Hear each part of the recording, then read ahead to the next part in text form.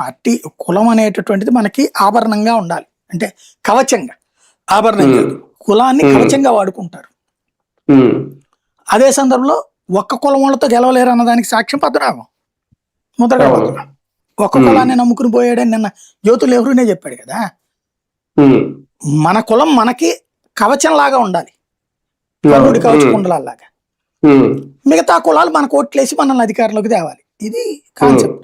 అది ఎవరైనా చేసేది, అది ఆయన చేస్తున్నది, అది తప్పేం లేదు. అది అంటే మొత్తానికి పార్టీ బలోపేతం దిశగా అయితే అడుగులు పడుతున్నాయా? బలోపేతం లేదు, నా బొంద లేదు. అక్కడ విషయం ఎలా అయిందంటే, పార్టీ బలోపేతం అయితే ఓ సిస్టమ్ లోకి తీసుకురావాలి. పార్టీ కార్యాలయంలో ఇప్పుడు ఇంత ముందు కూడా చేశారు, కొత్త ఉంది సభ్యత్వం చేశారు. ఇది వాళ్ళకి ఇన్సూరెన్సులు కట్టడం అవన్నీ ప్రతి నెల ఎప్పటికప్పుడు డబ్బులు ఇస్తున్నారు. పార్టీ సిస్టమ్ లో ఇవాళ ఏం ప్రాబ్లం లేదండి, ఓన్లీ పబ్లిక్ సిస్టమ్ లోనే ఆయనకి ప్రాబ్లం అవుతుంది. ఇప్పుడు మొన్న వైజాగ్ వెళ్ళినప్పుడు ఎవరు నా దగ్గరికి రావద్దు, అక్కడికి టెంట్ పెడతాం, అక్కడికి వెళ్ళి రిప్రజెంటేషన్స్ ఇచ్చుకోండి అని చెప్పారు. ఇదివరకు జగన్ ఆ పని చేస్తేనే కదా జగన్కి ఎంత బలుపు వచ్చిందని మాట్లాడింది. ఇప్పుడు ఏమైపోతుందంటే ప్రతి ఒక్కళ్ళు వచ్చి నాకు న్యాయం చేస్తావా లేదని అడుగుతున్నారు. ఇప్పుడు అక్కడ కూడా పవన్ కళ్యాణ్ ఎవరు మహిళ వచ్చి అడిగింది న్యాయం అనేసి, అది కూడా ఎవరు రావద్దని చెప్పాక.